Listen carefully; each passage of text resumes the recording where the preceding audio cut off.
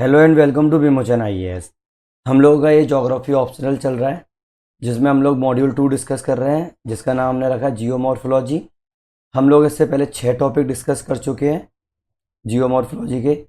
अभी जो टॉपिक है वो एग्जामिनर का one of the most favourite topic है, चाहे वो आप पेपर 1 ले लें ऑप्शनल का, चाहे वो पेपर 2 ले लें ऑप्शनल का, दोनों में ही ये इम्पोर्टेंट होता है। ठीक है, हम लोगों का ये 7 टॉपिक है। अब इसको मैंने 7A नाम रखा है।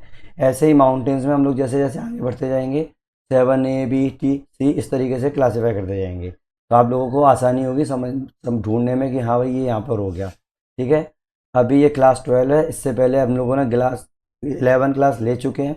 जिन लोगों ने वो वीडियो नहीं देखा वो देखें। अब इस टॉपिक का नाम सुन के ही कुछ लोग, चाहे वो बिगिनर्स हों चाहे वो रिपीटर्स हों, उनके माइंड में एक बात आएगी कि अरे ये तो माउंटेन्स हैं, हम लोगों को तो सारी लोकेशंस देखनी पड़ेंगे, सारे माउंटेन्स के नेम देखने पड़ेंगे, ये तो फैक्ट्स सारे रटने पड़ेंगे, तो क्या ये करना पड़ेगा या नहीं? The answer is big no.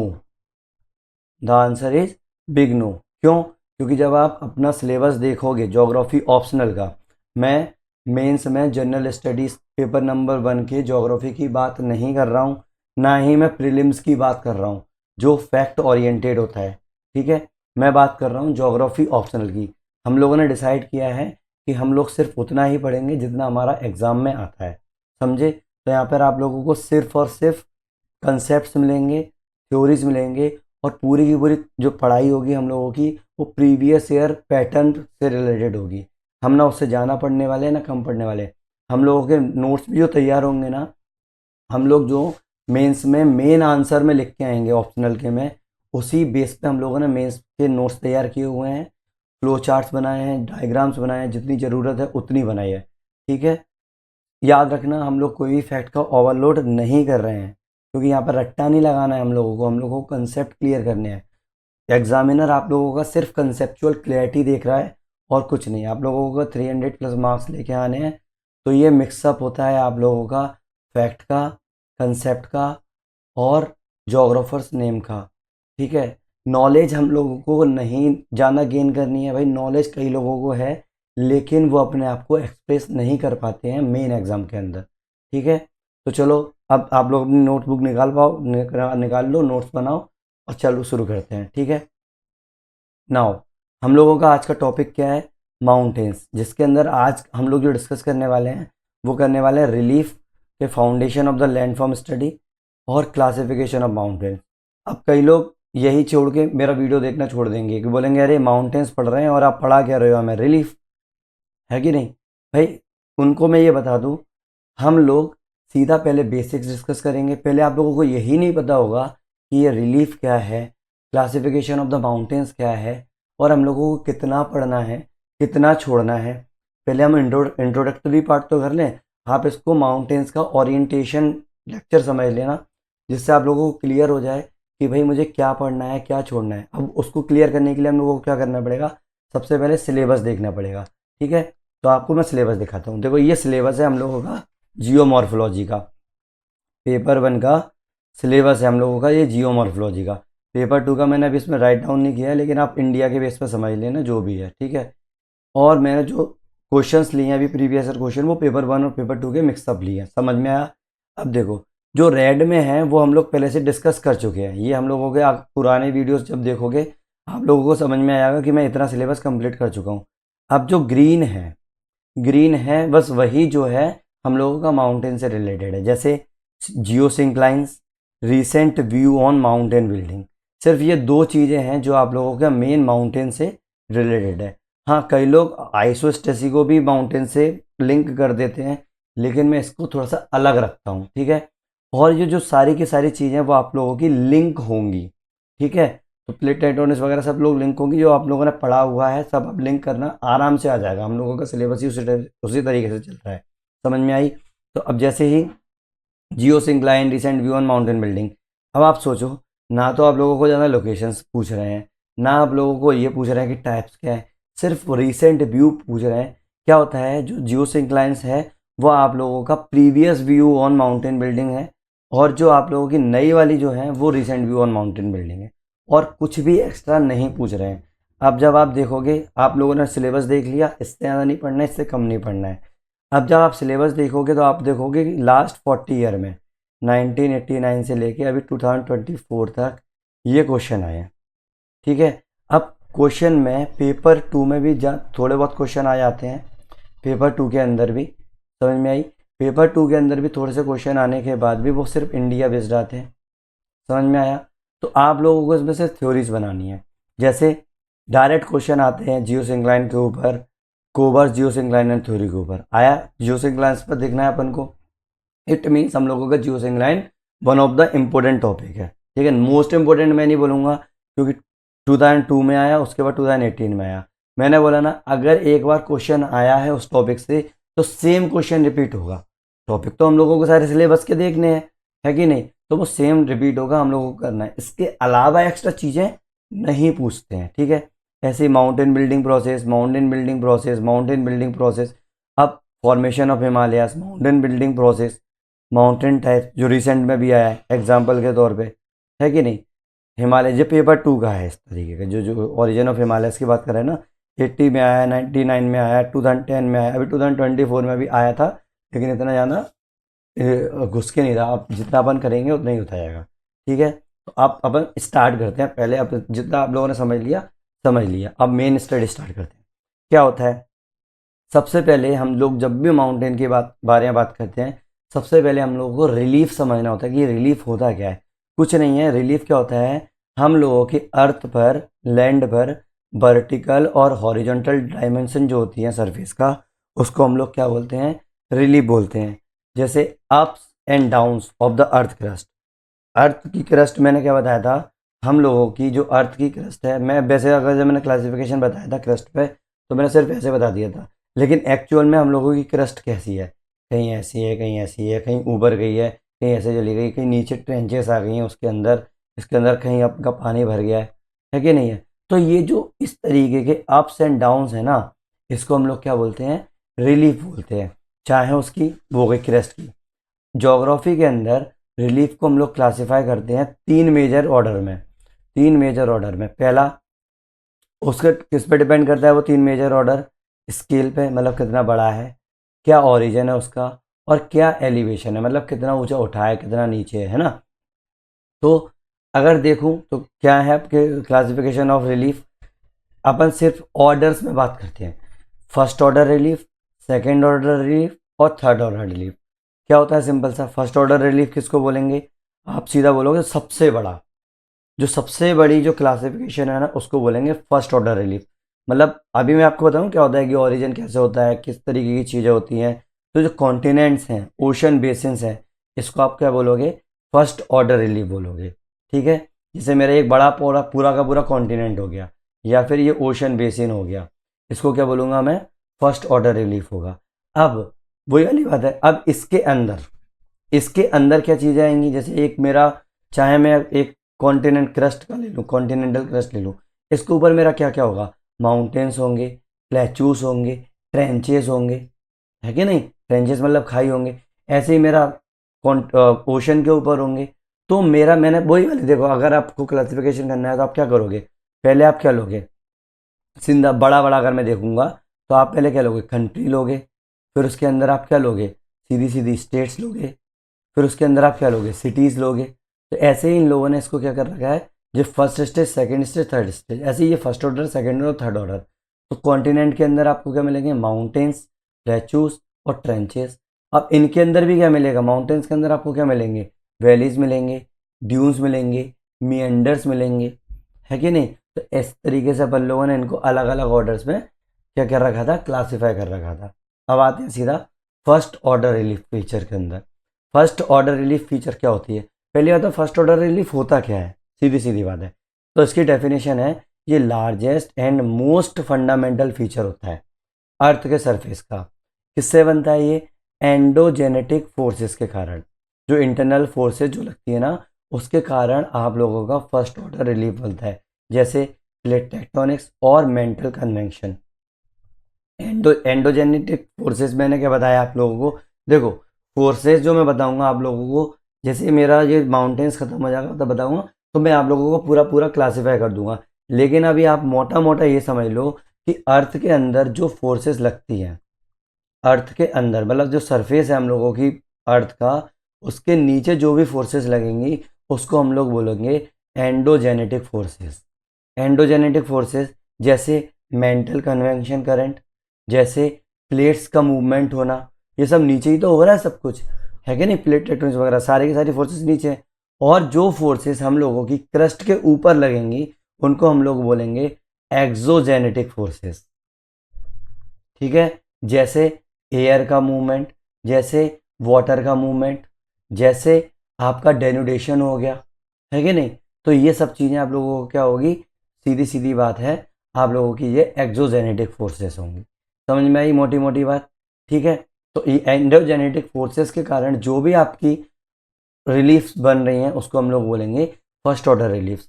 ठीक है, अब देखो वही origin and process, plate tectonics के कारण जैसे कॉन्टिनेंटल ड्रिफ्ट हुआ, सी फ्लोरेट स्प्रेडिंग हुआ, उसके कारण भी ये चीज़ें होती हैं। इसमें क्या होता है, कॉन्टिनेंटल क्रस्ट और ओशन बेसिन होती है, एग्जाम्पल मैंने बता दिया था। किससे होता है, मेंटल कन्वेक्शन करंट के कारण ये हम लोगों की ड्राइव करती है। उससे क्या होगा, आप लोगों की प्लेट्स जो होंगी वो ब्रेक होंगी। जैसे फॉर एग्जाम्पल हम लोगों का पेंजिया, है कि नहीं, पेंजिया टूटा हम लोगों का, formation of the continent and oceans. Example अगर मैं बात करूँ, फीचर्स देखें कॉन्टिनेंट के, तो एग्जाम्पल क्या हो जाएंगे कॉन्टिनेंट में, एशिया, अफ्रीका, नॉर्थ अमेरिका। अगर मैं बात कर दूँ ओशन बेसिन्स की, तो ओशन बेसिन्स कौन कौन से होते हैं हम लोगों के, एग्जाम्पल के तौर पे Pacific, Atlantic and Indian oceans, है कि नहीं।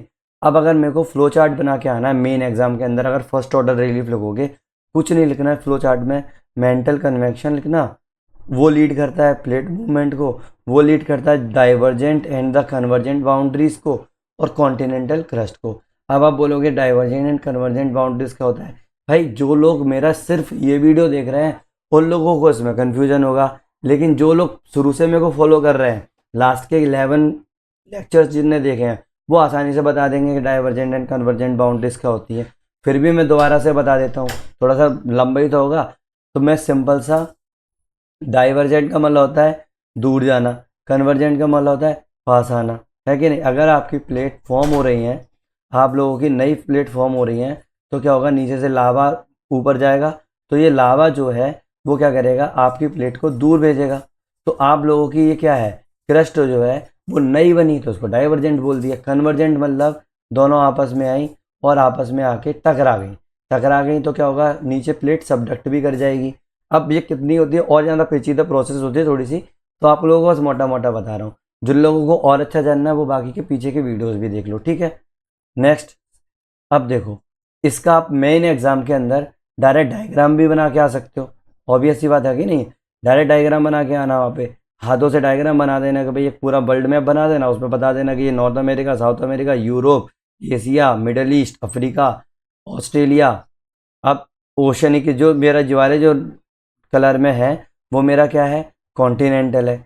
ये जो कलर में है वो सारा ओशनिक है, ये पैसिफिक ओशन है, चाहे इधर का हो, दोनों का पैसिफिक ओशन हो गया, ये इंडियन ओशन हो गया, ये अटलांटिक ओशन हो गया, ये आर्कटिक ओशन हो गया। कुछ लोग क्या करते हैं, इसी को तोड़ देते हैं, ये नॉर्थ अटलांटिक हो गया, ये साउथ अटलांटिक हो गया, ये वाला नॉर्थ अटलांटिक हो गया, ये साउथ अटलांटिक हो गया, ऐसे ये नॉर्थ पैसिफिक हो गया, ये साउथ पैसिफिक हो गया। ठीक है, आप लोगों का ये इक्वेटर जा रहा है, ठीक है, इक्वेटर के ऊपर वाला आपका नॉर्थ अटलांटिक, और ये सदर्न ओशन हो गया, मतलब पूरा क्रस्टी तो है ना। तो आप इस तरीके का डायग्राम बना के सकते हो।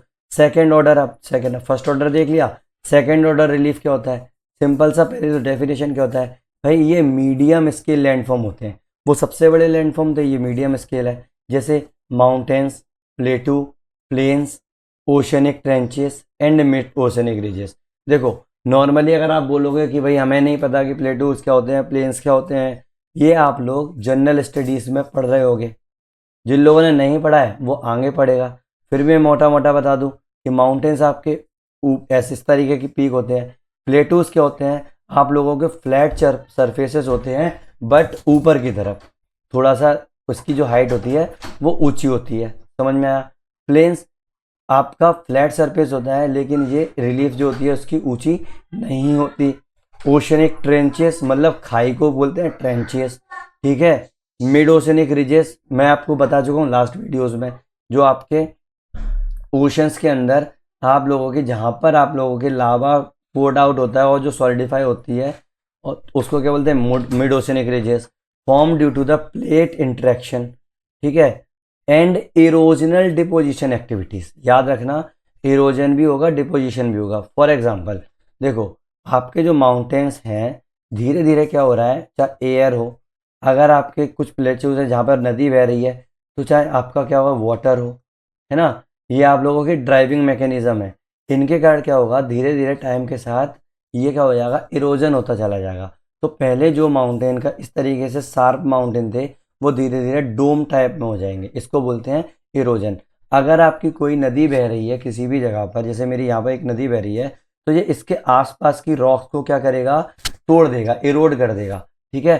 फिर वो कहीं ना कहीं जाके उसको डिपॉजिट तो करेगा ही ना, तो वो डिपॉजिट हो जाएगी। तो जैसे ही वो डिपॉजिट हुआ, तो उसको भी डिपोजिशनल एक्टिविटी बोलेंगे। तो इसमें क्या होगा, आप लोगों की दो फोर्सेस वर्क करेंगी, एक तो आपकी, चाहे वो इंडो एंडोजेनेटिक, चाहे वो एक्सोजेनेटिक, दोनों की दोनों फोर्सेस से मिलके आप लोगों का क्या बनता है, सेकेंड ऑर्डर रिलीफ बनता है, ठीक है।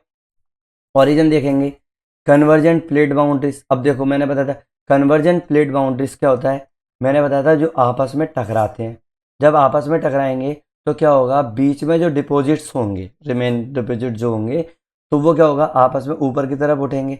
तो वहाँ पर क्या बनेंगे, आपके फोल्ड माउंटेन्स बनेंगे। अपन धीरे धीरे जब करते जाने जाएंगे आपको समझ में आएगा, आप तो माउंटेन्स ही पढ़ रहे हैं ना। तो फोल्ड माउंटेन्स कहाँ बनते हैं, कन्वर्जेंट प्लेट बाउंड्रीज पे बनते हैं। ऐसे ही डाइवर्जेंट प्लेट बाउंड्रीज पे क्या बनती है, आपकी रिफ्ट वैली बनती हैं। डाइवर्जेंट प्लेट बाउंड्रीज पे क्या बनती है, रिफ्ट वैली बनती हैं। क्यों, क्योंकि आपकी प्लेट जो है वो दूर जा रही हैं एक दूसरे से। कहाँ जा रही हैं, दूर जा रही हैं। तो क्या होगा, आपके यहाँ पर रिफ्टिंग होगी, मतलब नीचे आप लोगों की ये धसेगी, तो क्या होगा, रिफ्टिंग होगी, तो रिफ्ट वैली हो जाएगी, जैसे मिड ओशनिक रीजेस। अगला, आइसोस्टैटिक एडजस्टमेंट। आइसोस्टैटिक एडजस्टमेंट में आप लोगों को मैंने बताया था ना, आइसोस्टेसी हम लोगों को करना है। कुछ नहीं होता है, आप लोगों का वाटर के अंदर जितना ज़्यादा डूबा हुआ उससे थोड़ा सा कम हम लोगों का ऊपर दिखाई देता है, ठीक है, उसको बोलते हैं आइसोस्टैटिक एडजस्टमेंट। एंड एप्रोजेनिक या अपलिफ्ट मूवमेंट, जैसे कोई भी चीज़ आप लोगों का अपलिफ्टमेंट होगा, क्योंकि नीचे से लावा पोर्ड आउट हो ही रहा है, बन ही रहा है, फोर्सेस नीचे से आ ही रही हैं, तो क्या है, चीज़ें ऊपर अपलिफ्ट हो रही है। फॉर एग्जाम्पल, अगर देखा जाए फोल्ड माउंटेन, जो अगर और ज़्यादा स्क्वीज होंगे तो क्या होगा, और ज़्यादा ऊपर उठता जाएगा, तो उसको बोलते हैं अपलिफ्टमेंट मूवमेंट। वॉल्केनिक एक्टिविटी या इरोजन के कारण भी ये चीज़ें सेकेंड ऑर्डर रिलीफ होता है। एग्जाम्पल देखो, अगर मोटा मोटा अगर मैं बताऊँ, इतनी सारी चीज़ें बता दी आपको। एग्जाम्पल के तौर पे फोल्ड माउंटेन, कौन कौन से होते हैं फोल्ड माउंटेन्स, हिमालय, रॉकी और एंडीज। भाई देखो, मैक्सिमम मोटा मोटा ज़्यादा याद नहीं रखना आपको डिटेल में आप लोगों को, लेकिन एग्जाम्पल्स तो दिमाग में होंगे। जब भी आप लोगों को कोई भी बोलेगी फोल्ड माउंटेन्स, सबसे पहले आप लोगों के माइंड में तीन चीज़ें आनी चाहिए, हिमालयाज, रॉकीज और एंडीज माउंटेन। समझ में आया, ठीक है। लोकेशन में भी आपको बताता हूँ कहाँ कहाँ है। ब्लॉक माउंटेन, कोई भी बोले ब्लॉक माउंटेन्स कहाँ है, वो है वॉसगस फ्रांस के अंदर, ब्लैक फॉरेस्ट जर्मनी के अंदर। ये दो माउंटेन याद रखना। जैसे फॉर एग्जांपल, अगर आप लोगों को कोई भी पेस्ट का नाम बताता है, कोई बोलता है कि टूथपेस्ट का नाम याद रखो, तो आप लोगों के माइंड में सबसे पहले क्या आता है, कोलगेट आता है ना। तो ऐसे ही अगर आप, कोलगेट क्या ब्रांड है, तो ये बस ये आप इसको ब्रांड समझ लो। ब्लॉक माउंटेन जब भी कोई बोले तो आप लोगों के माइंड में आना चाहिए वॉसगस और ब्लैक फॉरेस्ट। ऐसे ही वॉल्केनिक माउंटेन कोई भी बोले तो आप लोगों के दिमाग में आना चाहिए माउंट फुजी और माउंट किलिमंजारो, है कि नहीं, अफ्रीका के अंदर। प्लेचूज की अगर कोई बात करे तो वही इंडियन से अपन लोग, तो सबसे पहले डेक्कन प्लेचू की बात आनी चाहिए और कोलोराडो प्लेटू की बात आनी चाहिए। ओशनिक रिज की बात करूं तो सबको सबसे कॉमन चीज़ हो गई मिड अटलांटिक रिज। ट्रेंचेस की अगर बात करें तो मारियाना ट्रेंच कितनी फेमस है, जावा ट्रेंच कितनी फेमस है। तो बस ये चीज़ें आप लोगों को मोटा मोटा याद रखना है, क्योंकि यही तो हम लोग अपने एग्जाम के अंदर यूज़ करेंगे।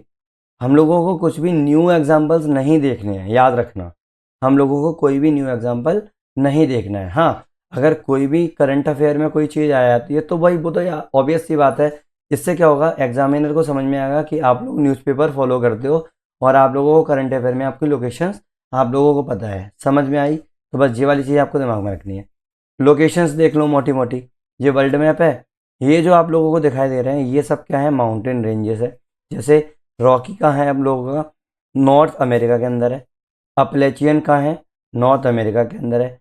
एंडीज कहाँ है? साउथ अमेरिका के अंदर है।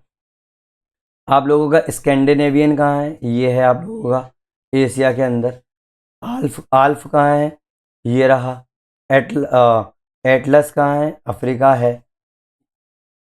और ये क्या है आप लोगों का? यहाँ पर ऐसे कुछ माउंटेन यहाँ पे बने हुए हैं।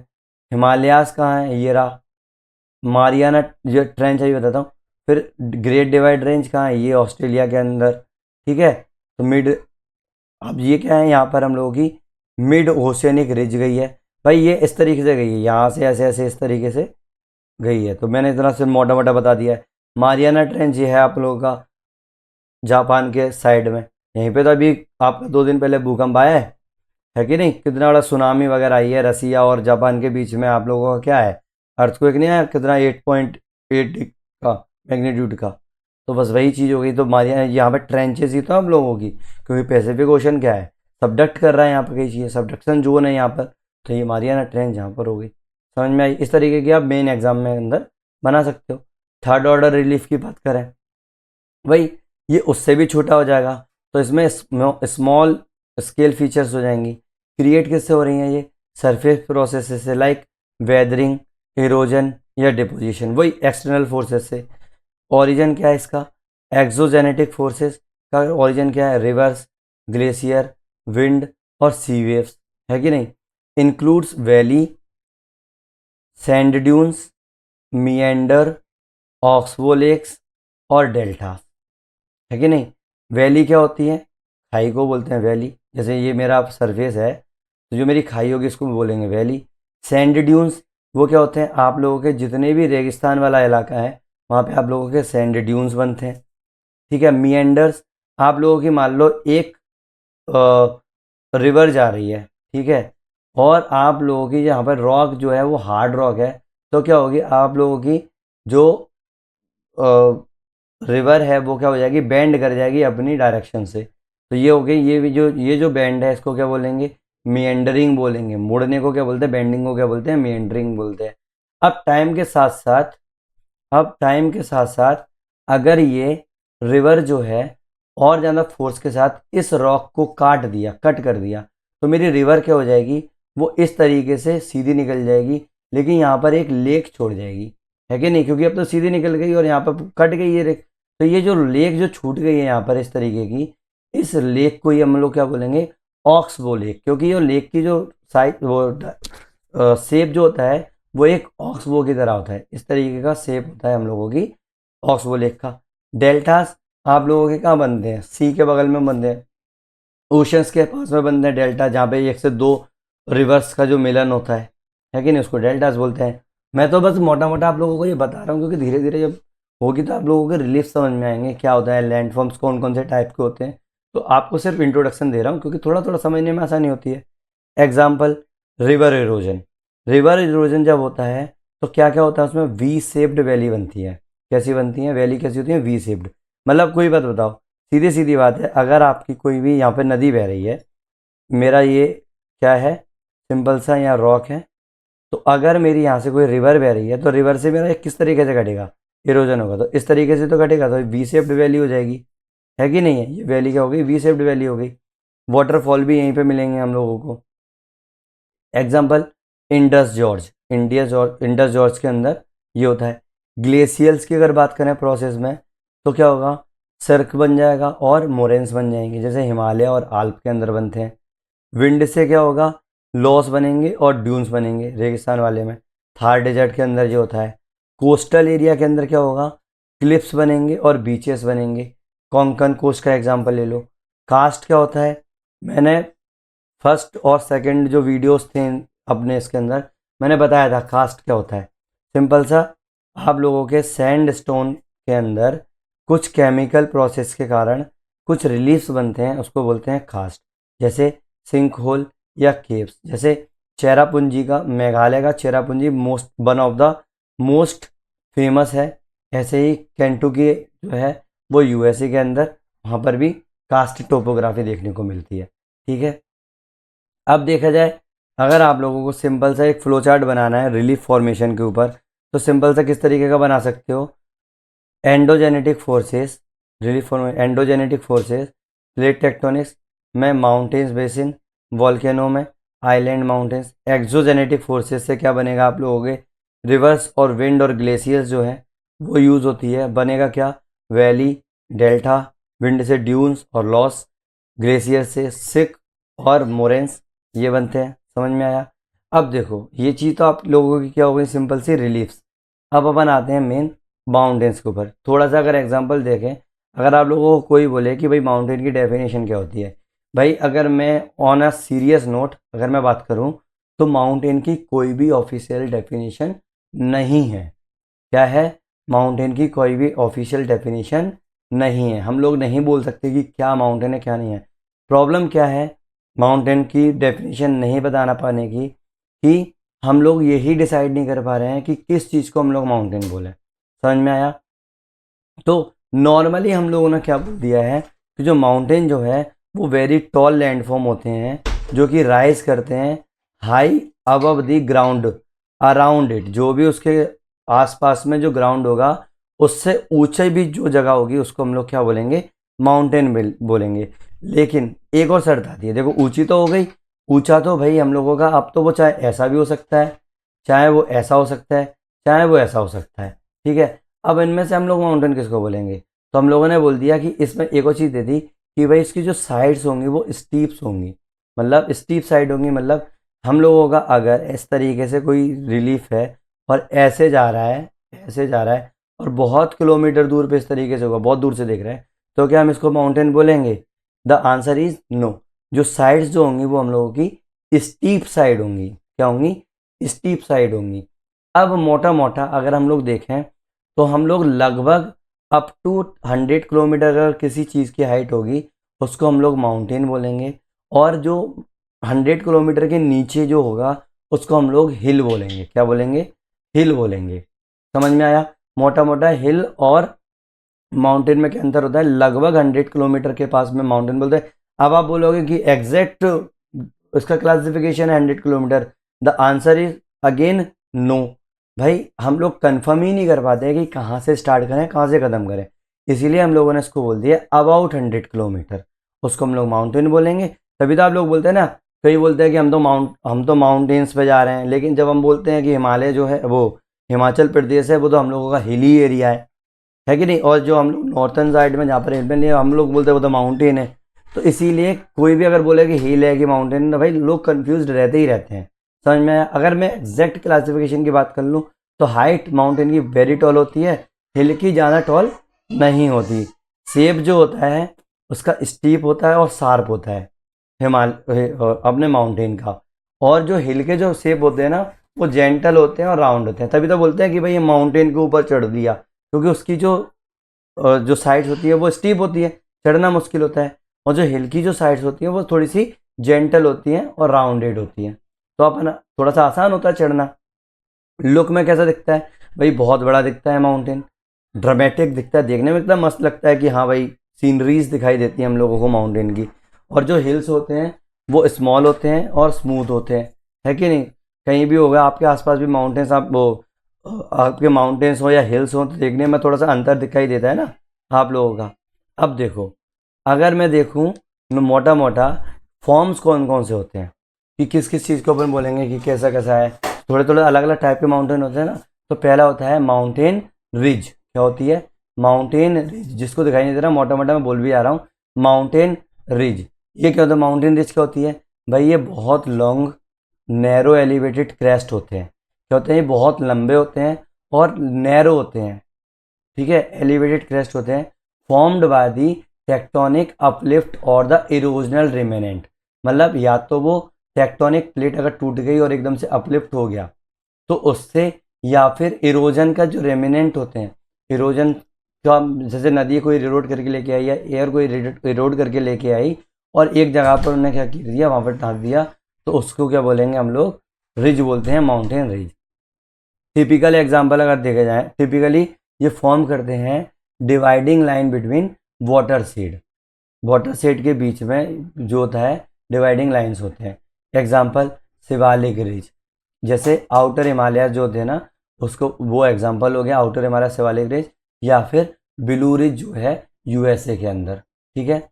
दूसरा देखा है, अब बोलोगे कि लोकेशन कहाँ है भाई, आप तो मोटा मोटा यही रखो, एग्जाम के अंदर कुछ पूछते ही नहीं है, ये आप केवल फॉर्डर पॉइंट के रूप में आप लोगों को वहाँ यूज़ करना है, ठीक है।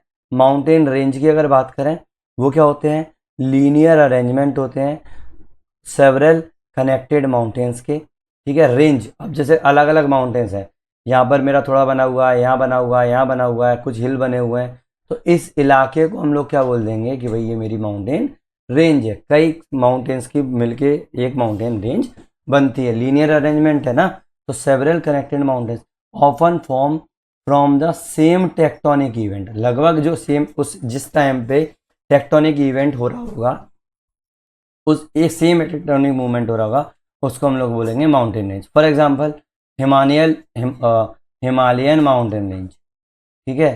तो अब मैं ये बोल दूंगा कि हिमालय पूरा का पूरा एक ही नहीं, अलग अलग जगह पे थोड़े थोड़े से वो माउंटेन बने हुए हैं, इसको हम लोग हिमालयन माउंटेन रेंज बोलते हैं, ठीक है। जैसे देखा जाए पुराने टाइम से दिल्ली से लेके पूरा हम लोगों का जम्मू कश्मीर तक पूरा हिमालयन माउंटेन रेंज थी, धीरे धीरे वो क्या होती गई, डेन्यूटेशन होता गया उसमें, तो उसके कारण क्या होता गया, हम लोगों का थोड़ा थोड़ा अब ऊपर दिखती है वो, लेकिन है तो ना। और मैं अगर बोलूँ कि जो मेरे ईस्टर्न घाट वेस्टर्न घाट, क्या मैं इसको पूरा हिमालयन रेंज बोल सकता हूँ? द आंसर इज नो, क्योंकि हम लोगों की वो सेम टेक्टोनिक इवेंट नहीं है। समझ में आया? Characterize by the uniform geological structure and origin, example Zanskar range India का, सिर्रा नेवेडा यूएसए का, ठीक है। माउंटेन चेन क्या होती है? ये तो रेंज हो गई। माउंटेन चेन क्या होगी? जो भी आपके कनेक्टेड माउंटेन रेंज होगी, जो भी आपकी कनेक्टेड माउंटेन रेंज होगी, उसको आपको बोलोगे series of connected mountain chain होगी, उसको क्या बोलोगे? माउंटेन चेन बोलोगे। ये क्या होता है? लार्ज डिस्टेंस को शो करता है। जैसे मैंने अभी बताया, ये माउंटेन चेन हो गई, माउंटेन रेंज थोड़ी सी कम की हो जाएगी, जैसे जस्कर रेंज। हिमालय के अंदर अगर थोड़ा बहुत रेंज इकट्ठा हो गया तो उसको बोलेंगे Zanskar range.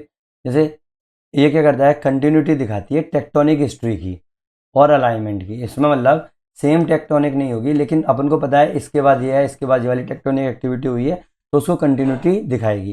For example Himalayan range या फिर अल्पाइन चेन, हिमालयन चेन और अल्पाइन चेन। समझ में आई? अगला कॉर्डिलेरा। कॉर्डिलेरा, कॉर्डिलेरा क्या होता है?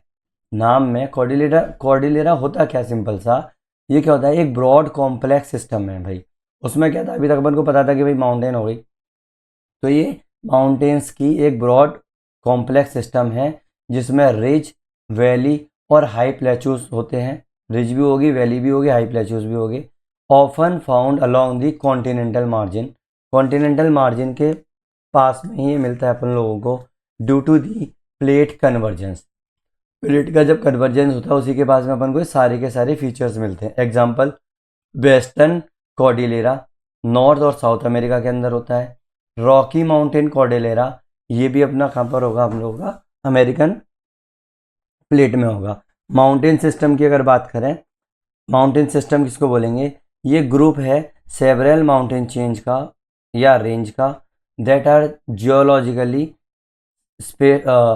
स्पेशली रिलेटेड, ठीक है, reflected a regional scale originally, है कि नहीं?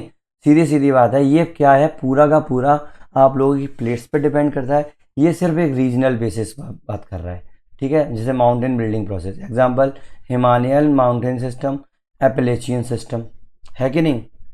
अगला माउंटेन ग्रुप किसको बोलेंगे? भाई ये स्मॉलर क्लस्टर होते हैं माउंटेन्स के या फिर सब रेंजेस के, often formed part of the large range of the system, may not share the same tectonic origin. भाई इसमें ये नहीं बोलेंगे कि भाई नहीं ये तो अलग अलग वो है, नहीं, अगर आसपास में है तो वो माउंटेन ग्रुप होगा उसके लागेगा। जैसे विंध्य का ग्रुप, आप विंध्य रीजन आपको पता होगा, तो विंध्य रीजन में आप ये अलग अलग टाइम की भी तो टेक्टोनिक एक्टिविटीज हुई है ना, तो इसी तरीके से जैसे Vindhya group, Pir Panjal group of the lesser Himalaya, है कि नहीं? तो अलग अलग रेंजेस हो गई, एग्जाम्पल्स इसके ले लिए ग्रुप्स के। अब आप लोगों को अगर मेन एग्जाम के अंदर बना के आना है, तो आप सिंपल इस तरीके का बना दो, रिलीफ फीचर ऑफ द से। अब ये क्या है? हम लोगों की जो माउंटेन्स जो हैं उसको क्या बोलते हैं? ये क्या होता है? हम लोगों का सेकेंड ऑर्डर का रिलीफ फीचर है, मैंने बताया ना। तो ये सेकेंड ऑर्डर का रिलीफ फीचर हो गया। अब ये हो गया फॉर्म ऑफ द माउंटेन, कौन सा हो गया? पहला माउंटेन रेंज, जैसे इसके अंदर क्या होगा, रिज होंगी, पीक होंगी, सुमिट्स होंगे, वैली होंगे, लॉन्ग नैरो स्ट्रिप्स होंगे माउंटेन और हिल्स के। ऐसे ही माउंटेन रेंज की अगर बात करें, ये सेम एज माउंटेन हिल होंगे, सेम एज के माउंटेन या हिल होंगे। माउंटेन चेन किसको बोलेंगे, ये पैरेलल होंगी, लॉन्ग होंगी, narrow, maintained by the different period. इसमें पीरियड अलग अलग हो सकते हैं। Sometimes separated by the flat upland और प्लेचू। कम्युनिटी क्या होगी, community of the mountains having different ridge, range, mountains chain और माउंटेन सिस्टम। एग्जाम्पल के तौर पे mountainous region of the western part of the north America, है कि नहीं। माउंटेन सिस्टम क्या हो गए, mountain range of the same period, mountain range separated by valley. Obvious सी बात है। Mountain group unsystematic pattern of the different mountain chain system. सीधी सीधी बात है। अब कई लोग ये जो है, चाहे न्यूज जो देख रहे हैं, वो लोग सोच रहे होंगे कि अरे मैं तो सिर्फ आपको पढ़ के सुना रहा हूँ। भाई इससे पहले समझा दिया ना, जो ज़रूरत होगी समझाने की वो समझाएंगे, जो ज़रूरत होगी पढ़ने की वो पढ़ेंगे। ये तो आप लोगों को सीधा बना के आना है एग्जाम के अंदर, ऑब्वियस सी बात है। तो इसमें क्या आपको एक्सप्लेन करना है, जो एक्सप्लेन करना था कर दिया, ऑब्वियस सी बात है। ठीक है, अगला next classification of the mountains. ठीक है, अब देखो सीधी सीधी बात, क्लासिफिकेशन ऑफ द माउंटेन में हम लोग अगर क्लासिफाई करें, क्या होता है, इसको अगर अपन मोटा मोटा ओरिजिन के बेस पे अगर इसको क्लासिफाई किया, क्या चीज़ें हम लोग कई कई चीज़ों पे क्लासिफाई कर लेते हैं। तो अगर हम लोगों ने इसको ओरिजिन के बेस पे अगर हम लोगों ने इसको क्लासिफाई किया, तो पहला क्या होगा, ओरिजिनल या टेक्टोनिक माउंटेन। जो भी आप लोगों के माउंटेन हैं जो टेक्टोनिक एक्टिविटीज से निकले हैं, उसको क्या बोलेंगे, ओरिजिनल या टेक्टोनिक माउंटेन। दूसरा सरकम इरोजनल या रेलेक्ट माउंटेन। क्या होता है कि आप लोगों का इरोजन के कारण, इरोजन क्या होता है, कोई भी चीज आप लोगों की रॉक है यहाँ पर, ठीक है। मैं आपको सिर्फ बता रहा हूँ रिवराइन इरोजन के बारे में, एग्जांपल दे रहा हूँ कि यहाँ पर बीच में रिवर बह रही है। अब रिवर बह रही है, कोई भी चीज टकराएगी तो कुछ फोर्सेस के कारण क्या होगा, इस रॉक को ये तोड़ेगी नहीं, ये रॉक टूटेगी ना। तो ये रॉक टूटेगी तो क्या होगा, नदी तो बह रही है, नदी बह रही है तो ये टूटा हुआ जो भी आपके ग्रेन्यूल्स आए यहाँ पर, जो भी आपके पत्थर कंकड़ जो भी चीज़ें हैं, तो वो क्या होगा, इस नदी के साथ बहेगी। ये नदी को बहना और यहाँ पे जो टूटना, टूट के साथ निकल गए, इसी को हम लोग इरोजन बोलते हैं। क्या बोलते हैं, इरोजन बोलते हैं। तो इरोजनल प्रोसेस के कारण, और वो क्या होगा यहाँ अब इसीलिए तो यहाँ पर रेता आती है, अपनी जितनी भी नदी बहती है उसके आसपास रेता ही तो होती है, तो इसीलिए रेता होती है। तो इसके कारण भी माउंटेन्स बनते हैं। समझ में आया। तो मतलब एक्सटर्नल फोर्सेस के कारण जो भी माउंटेन्स बने उसको भी क्या बोलते हैं, सरकम इरोजनल या रेलेक्ट माउंटेन। रिलेक्शन हुआ ना इसमें, तो रेलेक्ट माउंटेन। तो इस तरीके से हम लोग क्लासिफिकेशन करते हैं। अब रेलेक्ट माउंटेन में एग्जांपल के तौर पे मैं बताऊं, विंध्याचल रेंजेस, अरावली, सतपुड़ा, ईस्टर्न घाट और वेस्टर्न घाट, ये इसके कारण होता है। अगर ओरिजिनल या टेक्टोनिक माउंटेन्स की मैं बात करूं तो ये भी फर्दर क्लासिफाइड होते हैं, ये भी फर्दर क्लासिफाइड होते हैं। अब आप बोलोगे थोड़ा थोड़ा सा बता रहे हो, नहीं, इतना ही जरूरी है, जितना जरूरी है उतना करेंगे। जैसे जैसे हम लोग थ्योरीज पढ़ते जाएंगे ये सब चीज़ें बार बार फिर से रिपीट होंगी। मैं तो यहाँ पे आप लोगों को 3D स्ट्रक्चर भी बनाने वाला था, मैंने बोला ज़रूरत होगी आगे, ज़रूरत फिर से रिपीट होंगी, इसलिए मैंने यहाँ पे 3D स्ट्रक्चर नहीं बनाया, ये चीज़ समझाने के लिए। समझ में आई। तो अब देखो, अब ओरिजिनल या टेक्टोनिक माउंटेन के अंदर इसको फर्दर क्लासीफाई करेंगे। तो पहला क्लासिफिकेशन क्या है, पहला क्लासिफिकेशन है फोल्डेड माउंटेन। क्या है, फोल्डेड माउंटेन। फोल्डेड माउंटेन के अंदर अपन लोगों ने इसको भी 3 कैटेगरीज में डिवाइड किया है। एक है यंग फोल्ड माउंटेन, सेकंड है मेच्योर फोल्ड माउंटेन, थर्ड है ओल्ड फोल्ड माउंटेन। मतलब जो भी आप लोगों का जल्दी बना हुआ है, अभी नया नया बना है, उसको बोलते हैं यंग। मेच्योर मतलब थोड़ा सा जवान हो गया है, ओल्ड मतलब थोड़ा सा बूढ़ा हो गया है। तो इनकी जो रिलीफ है, इनके जो फीचर्स है ना, वो थोड़े से डिफरेंट होते चले जाते हैं। यंग फोल्ड माउंटेन अभी नया नया बना हुआ है, अभी इसके ऊपर कोई भी इरोजन नहीं हुआ है, ठीक है, एक्सटर्नल फोर्सेस नहीं लगी हैं तो भी वो कम लगी हैं। मेच्योर जिसमें एक्सटर्नल फोर्सेस के कारण जो भी उसमें चेंजेस आए और जो हम लोगों का रिलीफ बना, उसको हम लोग बोलते हैं मेच्योर। ओल्ड जो अब पूरे की पूरी तरीके से वो मेच्योर हो चुका है, कंप्लीट हो चुका है, ओल्ड हो चुका है। पूरा जो हम लोगों का बचपन में था वो अब उस जैसा दिखता ही नहीं है। फॉर एग्जाम्पल, कोई भी अगर आपका माउंटेन नया नया बनता है, चाहे वो इरोजनल फॉर्म से बना है, चाहे वो इरोजनल फॉर्म से बना है, अगर वो नया नया बना है, ये इरोजन के कारण अगर ये नया नया बना है तो वो स्टीप होगा। जैसे वो थोड़ा थोड़ा जाएगा तो वो स्टीप से जिसके ऊपर फोर्सेज आए टूटा फूटा तो क्या हुआ, ये थोड़ा सा ऐसे हो जाएगा डोम टाइप का। और अगर ये और ओल्ड होगा तो हो सकता है ये ऐसा रह जाए। समझ में आया? इनकी फीचर्स अलग अलग होती जाती है, वो अपन आगे पढ़ते जाएंगे तो आप लोगों को समझ में आ जाएगा। दूसरा क्या होता है, ब्लॉक माउंटेन। ये क्या हुआ, ये टूट के बना है। ये जो है फोल्ड माउंटेन है जो है वो क्या, उसका ओरिजिन का जो तरीका अलग है। क्या होता है, दो प्लेट आई आपस में क्या हुई, ये टकराई, आपस में टकराई। इसके बीच में जो भी आपका इरोजनल डिफॉर्मेशन भरा हुआ है, जैसे रेता भरी हुई है, तो ये क्या हो गया, इसको स्क्वीज करेगा तो ये ऊपर बढ़ेगा। तो जब जब माउंटेन बनेगा ऊपर बढ़ता जाएगा, उसको क्या बोलेंगे, फोल्ड माउंटेन बोलेंगे। ब्लॉक माउंटेन क्या होता है, ब्लॉक माउंटेन्स जो होते हैं वो आप लोगों के फ्रैक्चर्स के कारण होते हैं। किसके कारण होते हैं, फ्रैक्चर्स के कारण होते हैं। जैसे एक प्लेट है, प्लेट में क्या हुआ, फ्रैक्चर आ गया, ये टूट गई। अब जब ये प्लेट टूटेगी तो क्या होगा, जिसमें फ्रैक्चर आ गया तो इनमें क्या क्या चीज़ें हो सकती हैं। एक तो ये जो प्लेट है, अगर मैं इसको, ये टॉप व्यू था, अगर मैं इसको साइड व्यू में देखूं तो क्या होगा, मेरी ये जो इस तरीके से बना हुआ है, ठीक है, ये बनी हुई है, तो या तो मेरी जो बीच की जो प्लेट है वो क्या होगा, ऊपर उठेगी। इसमें अगर नीचे से फोर्स आया तो जो मेरी प्लेट है वो नीचे से ऊपर उठ गई, ये तो मेन जो था। तो जो ऊपर उठी है ना, ये ऊपर उठा हुआ क्या हो जाएगा, मेरा माउंटेन बन जाएगा। तो ये जो माउंटेन बना है, जो ऊपर वाला हिस्सा है, इसको हम लोग क्या बोल देंगे, होस्ट बोलेंगे। क्या बोलेंगे, होस्ट बोलेंगे। ठीक है, तो इसको मैंने क्या बोल दिया, होस्ट बोल दिया। और जो नीचे का जो हिस्सा रह जाएगा, जो जो मतलब जो मूवेबल पार्ट है, जो मूवेबल पार्ट है उसको क्या बोलूंगा मैं, होस्ट बोलूंगा। और जो स्टेबल पार्ट है उसको बोलूंगा मैं, क्या बोलूंगा, स्टेबल पार्ट, स्टेप ही बोलेंगे इसको। क्या बोलेंगे, स्टेप ही बोलेंगे। अभी मैं बताता हूँ और भी चीज़ें बोलते हैं। क्या हो जाएगा, ये स्टेबल हो गया, ये क्या हो गया, मूवेबल पार्ट हो गया। स्टेबल पार्ट और मूवेबल पार्ट। अब देखो, ब्लॉक माउंटेन जो होते हैं ओरिजिनेट किससे करते हैं, टेंसाइल फोर्स से करते हैं, leading to the formation of the rift valley. Tensile force के कारण तो उसके अंदर क्या होता है, क्रैक आता है, तो उसके कारण रिफ्ट वैली बनती है। ये क्या होगी, अब जैसे मैंने बोला कि इस तरीके की जो चीज़ बन गई, नीचे की तरफ गिर गई, तो ये जो वैली बनी इसको क्या बोलेंगे, रिफ्ट वैली बन गई। ठीक है, अब अलग अलग माउंट, ये तो अब इसमें अंदर भी अब तीन तरीके की होती है, या तो ऊपर जाएगा या नीचे जाएगा, रिफ्ट वैली बन गई। अब दूसरा होता है डोम माउंट। ये इसके अंदर तीन चीज़ें होती है ना, या तो ये ऊपर जाएगा या ये नीचे खिसक जाएगा। ये वैली बन गई, ये माउंटेन बन गया, ये माउंटेन हो गया, नीचे गया तो वैली बन गई, है कि नहीं। अगला, ये तो क्या हुआ, ये मूवेबल पार्ट है। अब अगर ये मूवेबल पार्ट ना होके ये दोनों मूव कर गए, ये यहीं रखा है, ये मूव कर गए, ऑब्वियस सी बात है ना, अगर ये मूव कर गए तो यहाँ पे भी ये माउंटेन बन जाएंगे। इसको जो भी ऊपर की चीज़ होगी वो क्या होगी, माउंटेन होगी, जो नीचे की चीज़ होगी वो क्या होगी, वैली होगी। ठीक है, और क्या होगा, या तो ये दोनों मूव करेंगे या ये अकेला मूव करेगा, है कि नहीं।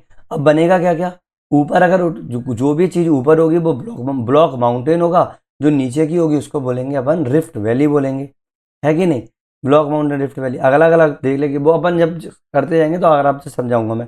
अगला जो माउंटेन होता है वो होता है डोम माउंटेन। क्या होता है, डोम माउंटेन। डोम माउंटेन क्या होता है, नीचे से अगर आप लोगों का ये मेरा सरफेस हो गया, नीचे से अगर एक फोर्स लग रही है तो क्या होगा, ये थोड़ा सा बैंड होगा, इसके ऊपर फोर्स लगेगी, टूटने की कोशिश करेगा, लेकिन ये टूटेगा नहीं लेकिन ये टूटेगा नहीं, तो क्या बन जाएगा, एक डोम बन जाएगा, है कि नहीं। तो इसी को डोम माउंटेन बोलते हैं।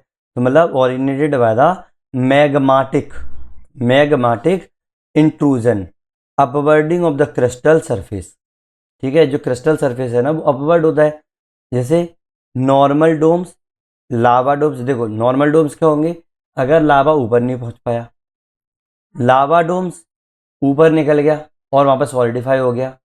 सॉल्ट डोम्स, भाई नीचे सॉल्ट, सॉल्ट भी तो होता है, सॉल्ट आया उसके ऊपर जिट जम गया। बैथोलिथिक मतलब उसके नीचे ही जम गया लावा हम लोगों का। लोकोलिथिक डोम मतलब थोड़ा सा नीचे जो जब अपन लोग वॉल्केनोस पढ़ेंगे ना तो बैथोलिथिक और लोकोलिथिक समझ में आ जाएगा। Mountains and accumulation. Mountains and of accumulation क्या होता है? देखो, mountains of accumulation A, B, C और डी। अब माउंटेन्स ऑफ अकुमुलेशन क्या हुआ भाई? मैंने जैसे बताया कि नदी जो है अगर आप लोगों का इरोजन करते हुए लेते चली जाएगी तो एक जगह क्या होगा चीज़ें अकुमुलेट होंगी। अकुमुलेट होते होते क्या होगा? एक ढेर बन जाएगा उस चीज़ का। जैसे वो ढेर बन जाएगा भाई, ये तो मिलियंस ऑफ ईयर्स की बात है ना ये प्रोसेस। तो अपन लोग अभी भी देखते होंगे, अगर आप अपने पड़ोस में ही किसी जगह पर आज एक आपने कचरा डाल दिया, धीरे धीरे 1 महीने के अंदर ही इतना ऊंचा ढेर हो जाता है। ठीक है, तो ये तो मिलियंस ऑफ ईयर में कोई भी चीज़ यहाँ पर इरोड होकर यहाँ पर एक जगह इकट्ठी हो रही है, तो क्या अकुमुलेट हो रही है यहाँ पर, तो ये बहुत ऊंचा मटेरियल नहीं बन जाएगा, तो ये एक माउंटेन बन जाता है। तो बोलते हैं कि माउंटेन बन गया उस चीज़ का, तो बस वही है कि माउंटेन बन जाता है। ये अलग अलग चीज़ों का भी होता है, जैसे form due to the accumulation of the volcanic materials also called volcanic mountains. चाहे बोलो तो वॉल्केनिक मटेरियल का भी अकुमुलेशन, मान लो वॉल्केनो फट गया, वहाँ पे तो अकुमुलेट हो जाएगा, तो उसका हो जाएगा इरोजनल अकुमुलेशन भी हो जाएगा। तो अलग अलग हो गया। जैसे अगर मैं वॉल्केनिक की बात करूं तो सिंडर कोन, कंपोजिट कोन, एसिडिक लावा कोन, बेसिक लावा कोन्स, तो अलग अलग टाइप के होते हैं ये चीज़ें। समझ में आया? अब अगर मैं सिंपल सा एक ये वाले का ब्लॉक माउंटेन को दोबारा से समझाऊं, तो सिर्फ सिंपल सा आप लोगों का ये बन गया। देखो, ये स्टेबल पार्ट है, ये 3 दिन हो गए टूट गया, ये खाली हो गया, ये ऊपर आ गया, यहाँ पर डोम टाइप का बन जाएगा चाहोगे तो, है कि नहीं? अलग जैसे ये प्लेट है, देखो मैं आपको समझाऊँ, मेरे पास खाली पेज नहीं दिख रहा है, देखो मैं खाली पेज करके दिखाता हूँ, आप लोगों को समझा ही दूँ, थोड़ा सा आपका कंसेप्ट क्लियर हो जाएगा। 1 मिनट रुकना। स्क्रीन ले लेते हैं अपन, ब्लैक स्क्रीन ले लो। ठीक है, ब्लैक स्क्रीन लेके ये पेन लिया मैंने, पेन ले लो वाइट, पेन ले लेता हूँ, वाइट नहीं दिख रहा, येलो ले लेता हूँ। ठीक है, देखो समझो, मेरी ये एक प्लेट है, ध्यान से समझना इस चीज़ को। मेरी ये एक प्लेट है, इसमें मेरे ये पार्ट है पृथ्वी। ठीक है, एक दो, एक दो, ठीक है, ये है। अब इस प्लेट के अंदर आ गया क्रैक। क्या आ गया? क्रैक आ गया। समझ में आया? तो इस प्लेट के साथ क्या क्या होगा? पहली चीज़ क्या होगी, इसके अंदर क्या होगा? देखो, ये प्लेट टूटेगी इस तरीके से।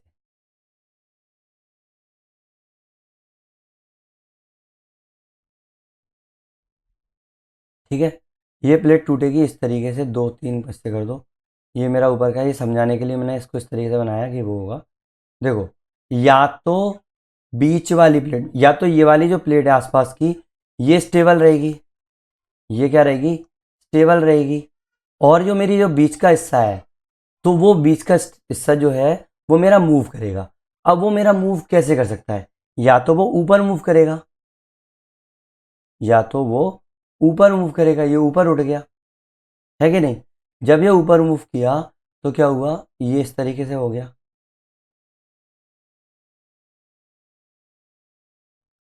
समझ में आई?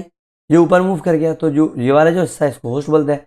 अब जो ऊपर हिस्सा गया है वो क्या होगा? मेरा ब्लॉक माउंटेन होगा।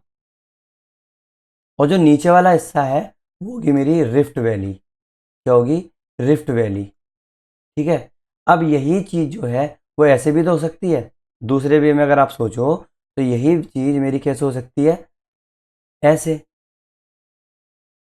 ये मेरा क्या है? स्टेबल है।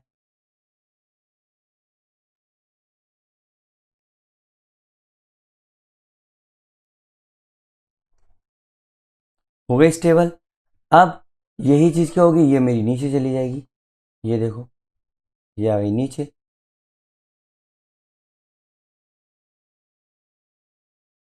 अब देखो, अब क्या मैं इस वाले बीच वाले मूव अभी भी बीच वाले ही कर रहा है, दिख रहा है ना? मेरा मूव अभी भी बीच वाला ही कर रहा है ये वाली चीज में। तो क्या हो गया? ये हो गई मेरी रिफ्ट वैली, ये हो गया मेरा ब्लॉक माउंटेन, दोनों का साइड का हिस्सा। पहली चीज तो ये हो सकती है। दूसरी चीज क्या हो सकती है इसके अंदर? दूसरी चीज क्या हो सकती है कि दूसरी चीज होगी मेरी, क्या? देखो मैं रेड से बनाता हूं। दूसरी चीज होगी कि ये वाली चीज जो है, ये वाला हिस्सा है, ये वाला हिस्सा जो है वो मूव करे, ये स्टेबल रहे। ये मूव करे और ये स्टेबल रहे। तो मूव कर रहे हैं भाई, अगर ये नीचे गया, जो रेड वाला बना रहा हूँ, ये नीचे गया तो ये ऊपर वाला क्या होगा, मेरा ब्लॉक माउंटेन रहेगा, ये तो स्टेबल है ना। ऐसे ही ये अगर ऊपर गया, ये वाला हिस्सा, तो ये वाला हिस्सा ऊपर गया, ये वाला हिस्सा नीचे गया, तो डायरेक्ट चीज तो वही बनेगी ना, चीज तो वही बनेगी ना, तो वो चीज हो गई। समझ में आ गई ये वाली बात आपको, है कि नहीं? कोई नई चीज तो नहीं है ना। चलो चलते हैं नॉर्मल व्यू पे। ये आ गया, यही चीज मैंने आपको समझाई है। अब आपको डायरेक्ट बना वही सब्सिडेंस रिफ्ट वैली हो गई, ये वाली चीज वही चीज की है मैंने, देखो ये बना। अब आप बोलोगे कि इसमें ना मैंने पहले आप लोगों को इस तरीके से बनाया, ये इस तरीके से क्यों हो रहा है? भाई टूटता ही ऐसे है, टूटता ही ऐसे है। ठीक है, ये ब्लॉक माउंटेन हो गया, ये आपका ये ब्लॉक माउंटेन हो गया, ये रिफ्ट वैली हो गई। आपको बनाना है, समझ में आया क्लासिफिकेशन? अब देखो ब्लॉक माउंटेन अगर समझाऊँ एक एक करके, आप समझाते हैं, समझ में आएगी ये चीज़। Block mountain found in all continent, हर कॉन्टिनेंट में आपका ब्लॉक माउंटेन मिलता है। समझ में आया? हर कॉन्टिनेंट में आपका ब्लॉक माउंटेन मिलता है। वेट, जैसे एक होता है टिल्टेड ब्लॉक माउंटेन। क्या होता है क्लासिफिकेशन में? Tilted block mountain. ये क्या होता है? एक स्टीप साइड होती है इसके अंदर, फॉल्ट स्क्रैप होता है, अनदर वन जेंटल स्लाइड होती है कि नहीं? इसके अंदर एक स्टीप साइड होती है और फॉल्ट स्क्रैप होता है अनदर वन के ऊपर, जेंटल स्लाइड होती है। दूसरा होता है लिफ्टेड ब्लॉक माउंटेन, मतलब रियल होस्ट को ये रिप्रेजेंट करता है। जैसे ये होस्ट है ना, इसको ये लिफ्ट कर गया ना, तो उसको ये रिप्रेजेंट कर रहा है। अरे वेट, हाँ ये हो गया। यंग ब्लॉक माउंटेन क्या होते हैं भाई? स्टीन्स माउंटेन, जैसे यूएसए एग्जांपल के तौर पे, salt ranges of Pakistan young block mountain है। इसकी क्या है थ्योरी ऑफ ओरिजिन, क्या देखी जाएगी? टू थ्योरी ऑफ ओरिजिन है भाई। बना कैसे? एक है फॉल्ट थ्योरी, जैसे मैंने अभी बताया, फॉल्टिंग हो गई, टूट गया, बन गया। इसमें वही वाली बात हो गई। Structural pattern of Great Basin Range, structural pattern of the Great Basin Range mountains of USA, studied by Clarence King and G K गिलवर्ट। गिलवर्ट और किंग ने इसको स्टडी किया था 1870 से लेकर 75 तक। इसको विलियम मॉरिस डेविस भी सपोर्ट करते हैं कि भाई हाँ भाई फॉल्ट थ्योरी हो सकती है। अब ये क्या होते हैं भाई, जब हम लोग लैंड फॉर्म के और ज़्यादा डेनोटेशन प्रोसेस पकड़ेंगे, समझ में आएगा आप लोगों को। अभी तो आप लोग क्या करो, सिर्फ ये याद रखो कि फॉल्ट थ्योरी में नाम तीन याद रखो, क्लेरेंस किंग एंड गिलवर्ट, ये नाम है। इसको डेविस ने भी इसको सपोर्ट किया, एडवोकेट किया है। माउंटेन्स फॉर्म क्या होते हैं? तीन तरीके से होते हैं, मैंने ये जो बताया। Upward movement of the middle block between two normal fault, upward movement हो रहा है जो दो फॉल्ट हो गए, इसके बीच में अपवर्ड मूवमेंट हो रहा है, इसको अपन होस्ट बोल रहे हैं।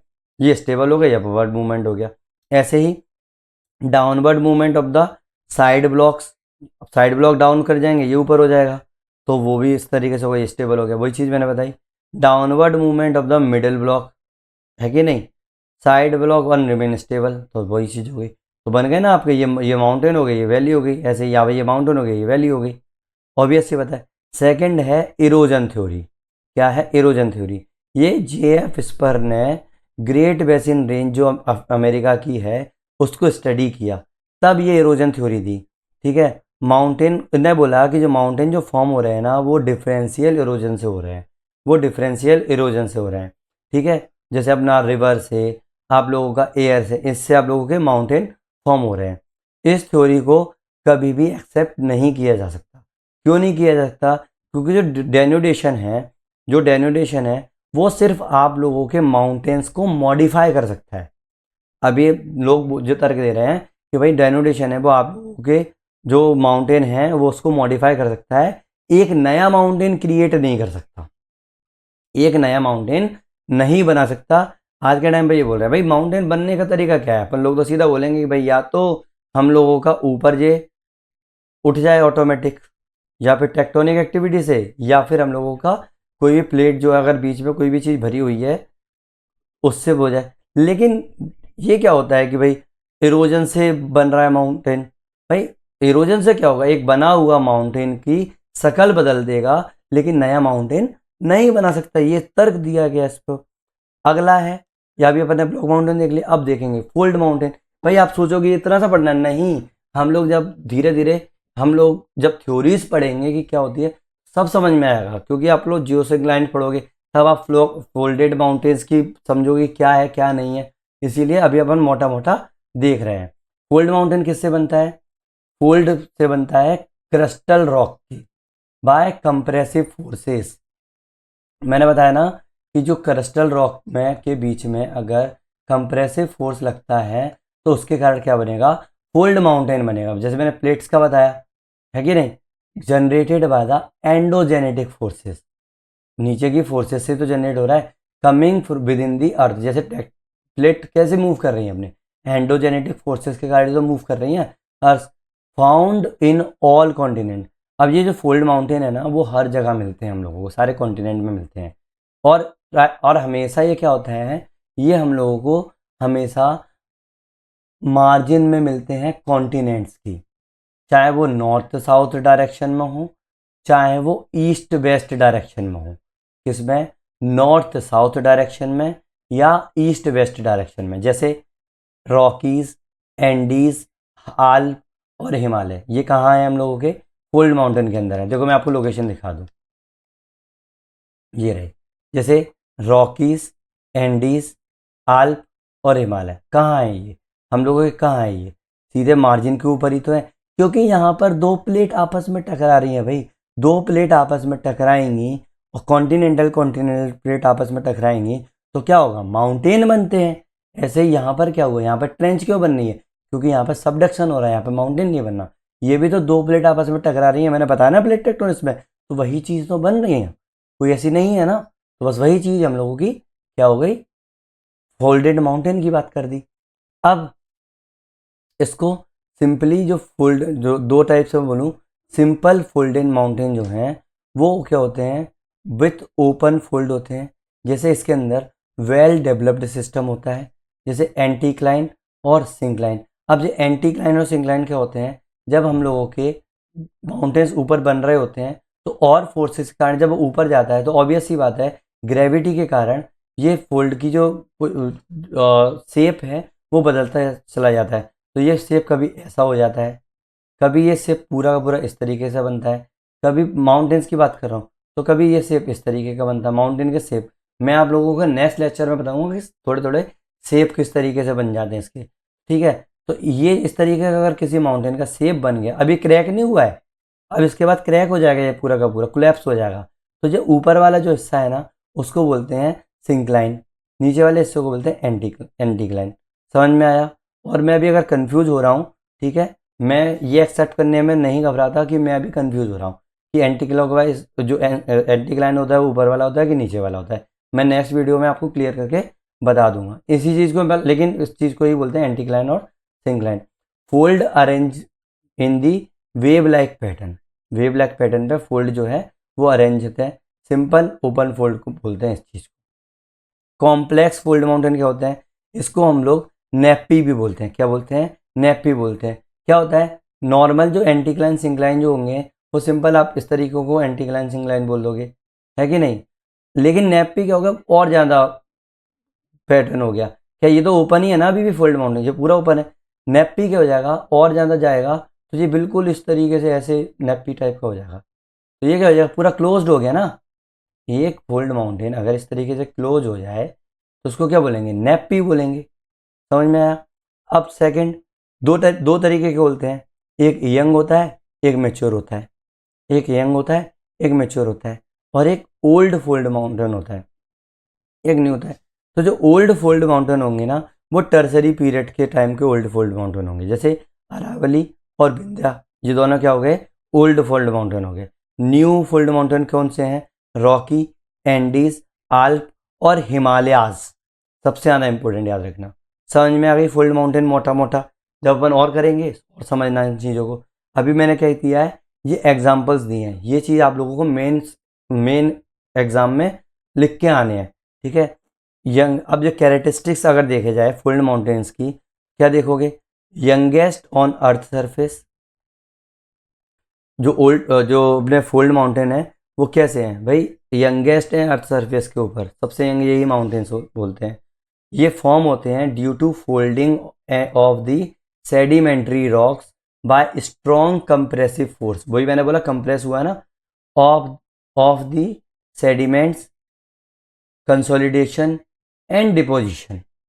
समझ में आया। थर्ड, सेडिमेंट्री रॉक जो होती है डिपेंड करती है in shallow seas, sorry sedimentary rock जो होती है वो डिपॉजिट करती है सैलो सी के अंदर।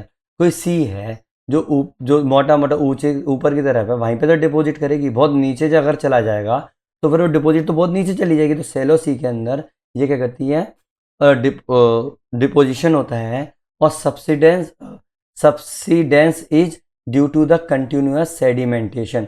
सेडिमेंटेशन कंटिन्यूअस हो रहा है और सुपर कंबेंटेंट लोड के कारण क्या हो रहा है, हम लोगों का सब्सिडेंस हो रहा है। फोर्थ, ये स्टेप्स है ना सारी। Length is high but with is small. इसकी लंबाई बहुत ज़्यादा होती है फोल्ड माउंटेन्स की। अगर मैं बोलूँ कि जो ये मेरा फोल्ड माउंटेन है, ये वाला, ये जो मेरा फोल्ड माउंटेन है ये ऐसा है, तो इसकी जो लेंथ है ना, ये माउंटेन है, ठीक है मेरा, तो ये जो मेरी लेंथ है ना वो बहुत ज़्यादा होगी, लेकिन इसकी विथ बहुत पतली कम होगी। समझ में आया। तभी तो इसकी जो साइड्स होती हैं वो स्टीप होती हैं। समझ में आया। Fold mountains round shape one side, concave other side. क्या बोलते हैं, फोल्ड माउंटेन जब बनते हैं ना तो एक तरफ तो राउंड शेप होता है, दूसरी तरफ ये कॉनकेव होते हैं। दूसरे वाले जो माउंटेन होते हैं वैसे होते हैं ब्लॉक और वो, लेकिन ये वाले माउंटेन कैसे होते हैं, एक तरफ से तो अगर वो बनेगा और ज़्यादा मेच्योर होता चला जाएगा तो इधर से क्या हुआ, जैसे ये वाला माउंटेन जो है वो क्या हो गया, राउंड हो गया, दूसरी तरफ से क्या हो गया, कॉनकेव हो गया। समझ में आई, वही वाली चीज़ है। Found along the margin of the continent facing ocean. हमेशा वहीं मिलेंगे जहाँ पर कॉन्टिनेंट मार्जिन होगा और ये हमेशा ओशन को फेस करते रहेंगे। समझ में आई ये चीज़। इतना हम लोगों ने अभी क्या देख लिया, बेसिक देख लिया। अब मेन जो हम लोगों का स्टार्ट होगा, कल का जो नेक्स्ट वीडियो जो होगा वो हम लोगों का 7 जो वीडियो होगा, हम लोग उसमें थ्योरीज ऑफ माउंटेन बिल्डिंग की बात करेंगे, जिसमें हम लोग जियोसिंक्लाइन्स की बात करेंगे। मैं क्यों बोल रहा हूँ जियोसिंक्लाइन, सिंपल से समझो, जियोसिंक्लाइन जो होता है ना वो ओल्ड थ्योरीज होती हैं, ठीक है। तो सबसे पहले हम लोग ओल्ड थ्योरी से तो देखेंगे, तो उस थ्योरी को समझने के लिए हम लोगों को जियोसिंक्लाइन समझना पड़ेगा। तो इसीलिए मेरा नेक्स्ट जो वीडियो होगा वो जियोसिंक्लाइंस के ऊपर होगा। और आप लोगों को पता है कि डायरेक्ट वीडियो आया है, तो हम लोग पूरा का पूरा ट्राई करेंगे कि ये हम लोगों का पूरा एग्ज़ाम ओरिएंटेड होगा, कोई भी ओवरलोड ऑफ इंफॉर्मेशन नहीं है। और जो लोगों ने अभी जो नया आया है, जो लोगों को पता नहीं है कि हम लोग किस तरीके से पढ़ रहे हैं, उन लोगों को मैं एक और बार बता दूं कि हम लोगों का पढ़ने का तरीका है कि हम लोग सिर्फ एग्ज़ाम बेस्ड और प्रीवियस ईयर क्वेश्चन बेस्ड देख रहे हैं कि किस तरीके का ट्रेंड है हम लोगों का, सिर्फ उतना पढ़ रहे हैं, कोई भी एक्स्ट्रा नहीं पढ़ रहे हैं। भाई जो लोगों को एक्स्ट्रा पढ़ना है वो आराम से कहीं से भी पढ़ सकता है, उनको मैंने बुक्स का भी बता दिया कि इस बुक्स में से पढ़ लो, भाई पढ़ लो। लेकिन अगर आप लोगों को वो एग्ज़ाम में लिखने के लिए आए नहीं है, आप लोगों को अगर ज़्यादा नॉलेज इकट्ठी करनी है कर लो भाई, कोई दिक्कत नहीं है। लेकिन अगर आप वो चीज़ एग्ज़ाम में ही नहीं आएगी और जो चीज़ आप लोगों के पास इतना मटेरियल उसको यूज़ करना ही नहीं आएगा एग्ज़ाम के अंदर, तो कैसे करोगे। यहाँ जितना भी हम लोगों ने करा है वो उसका सिर्फ आप नोट्स बनाओ, प्रैक्टिस हो जाएगी, आंसर लिखना चालू कर दो, उसी नोट से आंसर लिखना चालू कर दो।